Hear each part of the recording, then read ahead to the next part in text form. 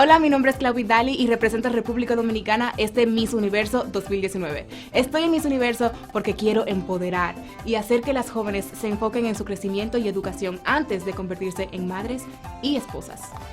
Lo que voy a hacer diferente para traer a República Dominicana la segunda corona universal es, número 1, tener confianza en mí misma. Número 2, ser yo misma y confiar en mí. Y número 3, llevar el mensaje que deseo llevar no solamente a mi país, sino al universo. Ahora vamos a jugar This or That. ¿Merengue o bachata? Merengue. ¿Los 3 golpes o la bandera? Los 3 golpes. I mean, like, please.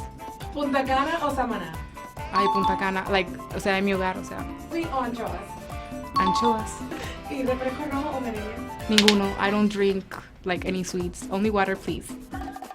Para mí, defender lo que es Afrolatina es defender toda una comunidad. Cuando yo gané, yo no me sentía parte de una comunidad, yo me sentía una unidad.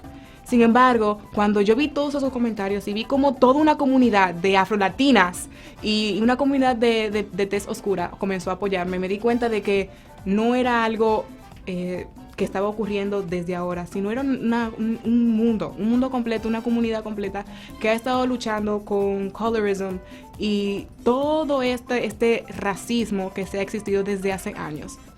Cuando yo tenía 15 años, yo veía como en el sector donde yo vivía y en mi país, muchas jóvenes de mi edad se estaban saliendo del colegio porque quedaban embarazadas. Cuando tenía 7 años, yo me di cuenta de que niñas de mi edad se estaban casando con hombres mayores.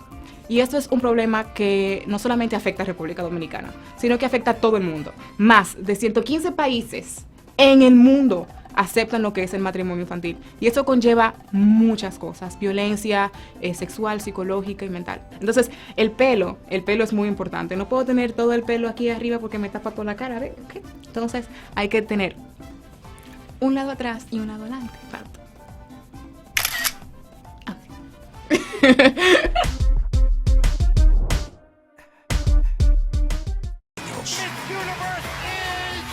Miss Universo, domingo 8 de diciembre, a partir de las 6:05 Centro, por Telemundo.